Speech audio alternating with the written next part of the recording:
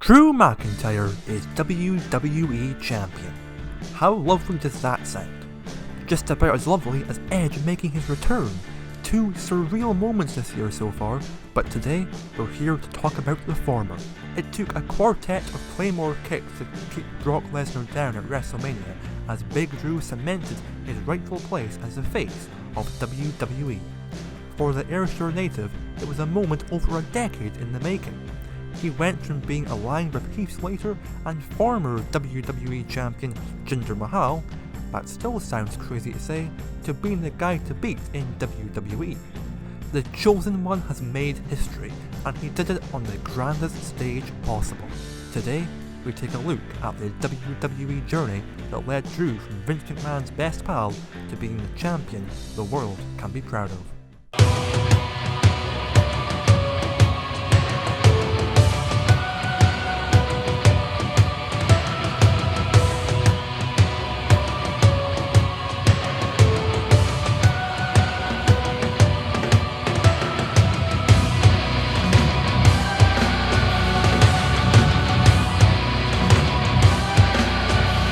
After making his professional wrestling debut in the early 2000s, Drew's WWE career didn't exactly get off to the best of starts, first appearing on SmackDown in October 2007 under the guidance of Dave Taylor. His run on the main roster didn't last too long, and Drew soon found himself in the developmental territory at the time, Florida Championship Wrestling. The Scotsman formed a union with Stu Sanders, the future Wade/King/Bad News Barrett known as the Empire, with the duo capturing the FCW Florida Tag Team Championships from the Puerto Rican Nightmares, enjoying a 2-month reign with the straps before losing them to Joe Hennig and Gabe Tuft. From there, the Empire imploded and Drew went in pursuit of something a little bigger than tag team gold. As we entered 2009, the glorious year when Randy Orton was actually a joy to watch, Drew started a feud with Joe Hennig over the Florida Heavyweight Championship. However, Hennig suffered an injury and was forced to vacate the championship. From there, McIntyre won the title from Eric Escobar, going on to defend the title on numerous occasions before dropping it to Tyler Rex, the aforementioned Gabe Tuft. After a few unsuccessful attempts at regaining the gold from Rex, Drew's time in FCW came to a close, as he resurfaced on the SmackDown brand in August 2009, being deemed the Chosen One by none other than Vince McMahon himself.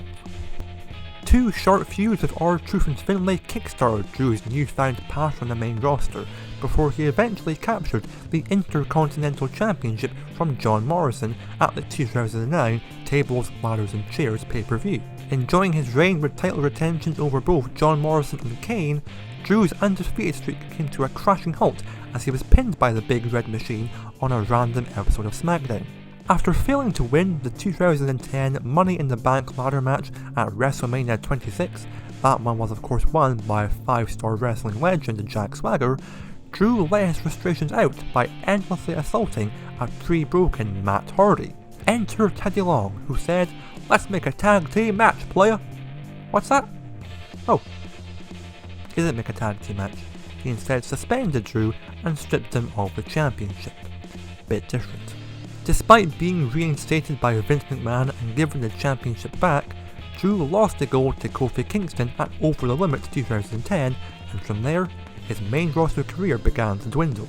After taking a bit of time away from TV due to his work visa expiring, McIntyre returned and formed an alliance with Cody Rhodes, capturing the Tag Team Championships for a few weeks before Big Match John and Bigger Match Dave took them away. For the next 2 years, Drew spent time drifting between the Raw and SmackDown brands, facing everyone from Santino Marella to Hornswoggle.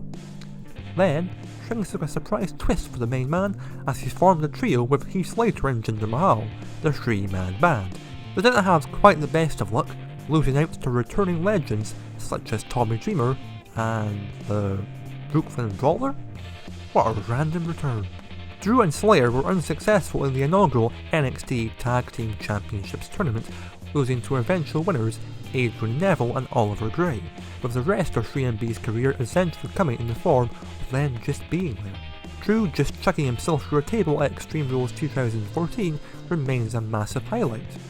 However, the following month, Drew McIntyre was released from WWE alongside such luminaries as Aksana, JTG and Yoshitatsu. What a list. When he was released, Drew had this aura around him. People wanted to know what was next for the so-called Chosen One.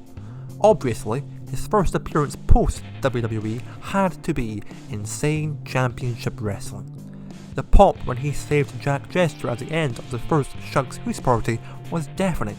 The few years he spent on the indies were massively beneficial for Drew as he built up this reputation. Between July 2014 and April 2017, Drew Galloway, as he was again known as, appeared for promotions all over the world, including Evolve, Impact, WCPW, PWG, and many more, lifting championship after championship. Having barn burner matches with guys like Grado, Joseph Connors and Will Ospreay showed just how versatile Drew was, as these guys are three vastly different performers. However, the journey came to a surprise end on April 1st, 2017, as Drew McIntyre cropped up in the crowd at NXT TakeOver Orlando, having worked his way back to the top of sports entertainment. Upon his return to the company, Drew barged past every man who stood in his way. Oney Lorcan, Wesley Blake, Sean Maluta, you know, all the big lads. It was all worth it though, as Drew overcame former ICW rival Killian Dane to earn the right to face Bobby Roode at the third NXT TakeOver Brooklyn, who he defeated to become the first Scottish-born NXT champion in history. Oddly enough, his reign with NXT's top title wasn't too long, managing just 2 successful defences and ending that November at the hands of Andrade Cien Almas. The bad news continued for Drew McIntyre as he suffered a torn bicep in that match. Oh no.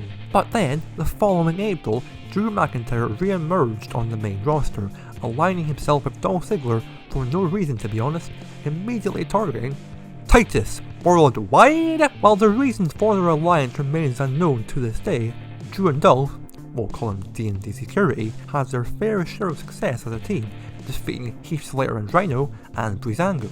The summer of 2018 consisted mainly of Drew standing by as the bodyguard for Dolph, who tore the house down as the Intercontinental Champion in that feud with Seth Rollins. As soon as Ziggler dropped the strap back to Rollins though, D&D won the Tag Team Championships from Bo Dallas and Curtis Axel. For the most part, it was an enjoyable run with the titles, with a Hell in a Cell defense against Seth Rollins and Dean Ambrose being one of the most underrated matches of 2018. They dropped the silver back to the Shield lads, and then McIntyre just dumped Ziggler, because why not? Following the sad dissolution of D&D Security, Drew jumped straight into another alliance. Combining himself with Baron Corbin and Bobby Lashley, the new trio were the final feud for the Shield before Dean Ambrose departed the company for something a little better. A big WrestleMania match against Roman Reigns came with a loss attached. However, a match on the grandest stage of them all against the big dog is going to make you a big name win, lose or draw. Once Dean Ambrose was gone, so was Drew's tenure with Corbin and Lashley. But guess what?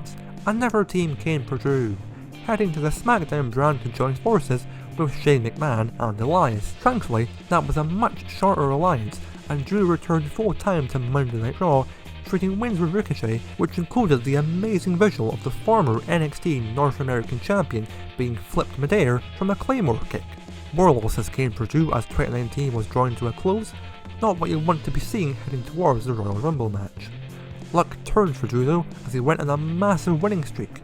Akira Tozawa, Matt Hardy, No Way Jose, and more all felt the wrath of Drew McIntyre, which made him one of the favourites to win the 2020 Royal Rumble match. Entering at number 16, Drew came into the ring when it was just him, Ricochet, and the dominating Brock Lesnar in the ring. A low blow from Ricochet opened the door for McIntyre to Claymore kick Lesnar out of the ring, a mind-blowing moment that set his path to victory.